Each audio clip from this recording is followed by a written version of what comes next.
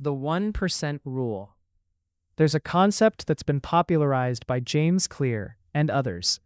The idea that if you get just 1% better each day, you'll be 37 times better by the end of the year. Now, the math is a bit simplified, but the principle is profound. 1% better doesn't feel like anything. It's not dramatic. It's not Instagram worthy. If you're learning a skill, practicing for 1% longer today than yesterday is almost imperceptible. But that imperceptible difference, compounded over months and years, creates mastery. The inverse is also true, and this is where it gets scary. If you get 1% worse each day, a little less disciplined, a little less focused, a little less intentional, you decay into a fraction of your potential. You won't notice it day to day, but look back after a year and you'll wonder what happened. Why we fail at compounding? The problem is that humans are terrible at intuiting exponential growth. We think linearly. We want immediate feedback. We want to see progress now. And when we don't see dramatic results from our efforts today, we assume the effort doesn't matter. This is why people quit the gym after 2 weeks, why they abandon learning a language after a month, why they give up on building a business after a few months without traction. They're looking for linear results from exponential processes. Compounding doesn't feel like anything at first. It's only when you look back over a long time horizon that you realize how far you've come. But getting there requires faith in the process when you can't yet see the results. The daily practice. So here's my challenge to you.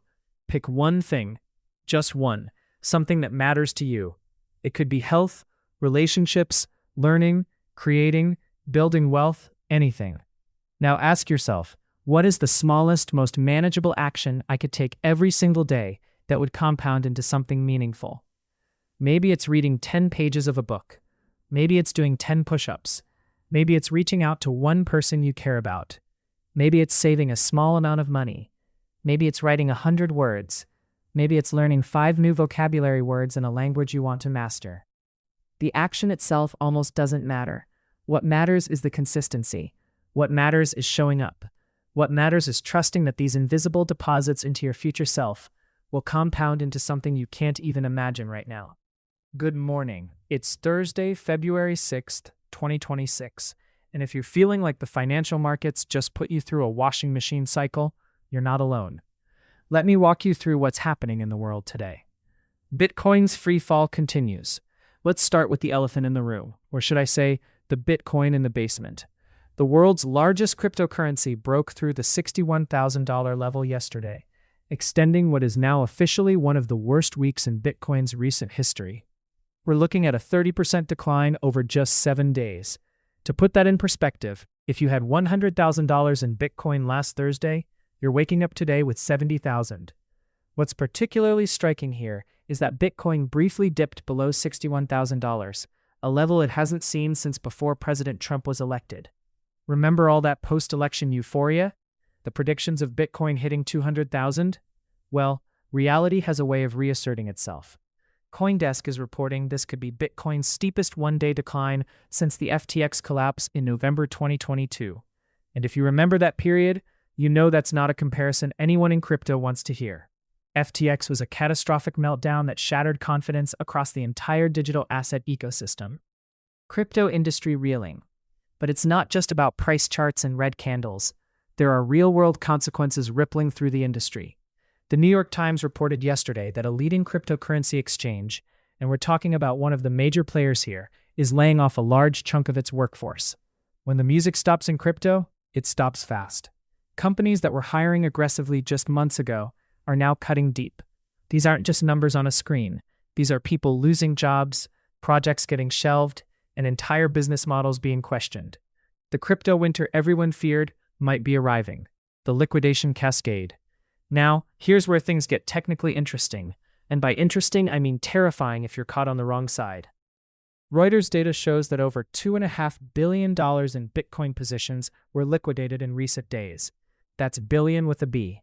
For those unfamiliar with how crypto leverage works, let me break it down simply. When you're trading with borrowed money and the market moves against you, exchanges automatically close your position to prevent further losses. It's like a margin call on steroids.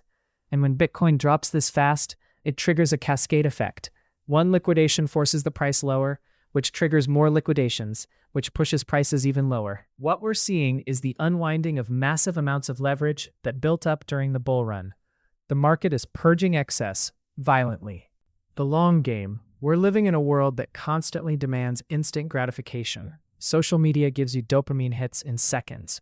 Food delivery brings meals in minutes. Streaming gives you any entertainment you want immediately. But nothing truly valuable works that way. The best things in life require patience.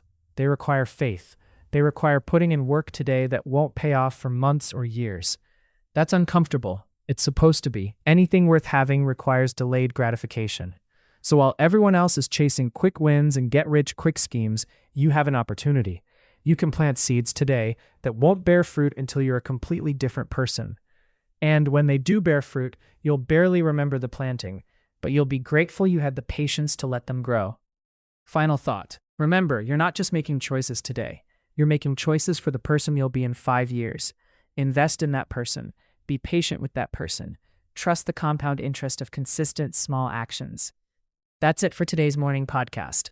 Whatever you're facing today, market crashes, personal challenges, or just the daily grind, remember that showing up consistently matters more than showing up perfectly. Make it a great day. Broader market context. But here's the thing. Bitcoin isn't crashing in isolation. This sell-off is mirroring broader weakness in global risk assets. Stocks, especially tech stocks, have been under pressure. Precious metals have been volatile. There's a synchronization happening across markets that suggests something deeper than just crypto sentiment at play. Are we seeing a genuine repricing of risk? Is the market finally waking up to the reality that interest rates might stay higher for longer? Are geopolitical tensions playing a role? The honest answer is it's probably all of the above, plus factors we won't fully understand until we're looking back months from now. What this means for crypto believers. If you're a long-term crypto believer, this is your stress test. This is where conviction gets separated from speculation. The people who understood Bitcoin as a long-term store of value proposition aren't panicking. They might even be buying. But the people who got in because their cousin told them it only goes up, they're learning an expensive lesson about volatility. The crypto market has always been boom and bust. What goes up spectacularly can come down just as spectacularly. We've seen Bitcoin fall 70–80% from its highs before. It's happened multiple times in its history. Each time people declare it dead. Each time it has eventually recovered. Will this time be different? Nobody knows. But what we do know is that surviving in crypto requires either deep conviction or exceptional timing, and most people have neither. The employment cuts are the real story. Going back to those layoffs for a moment, this is actually the more important story long term. When crypto companies start cutting staff, it means they're battening down the hatches for an extended downturn. These companies have internal data we don't see. They know their user activity, their revenue projections, their cash runway. When they make cuts, they're signaling that they don't expect a quick recovery. This will slow innovation in the space. Fewer people working means fewer products being built, fewer experiments being run.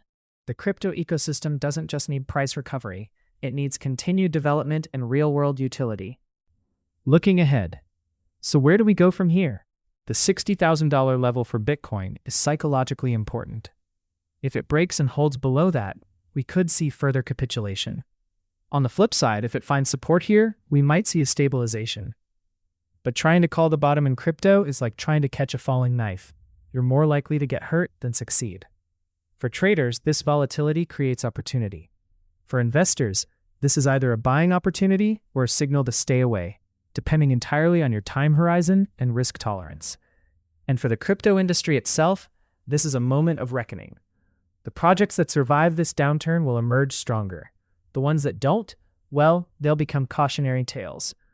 The key thing to remember is this: markets move in cycles, fear and greed, boom and bust. What feels catastrophic today will eventually be just another chapter in the history books.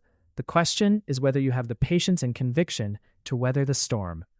Now, let's shift gears completely, because talking about market crashes and liquidations can feel overwhelming.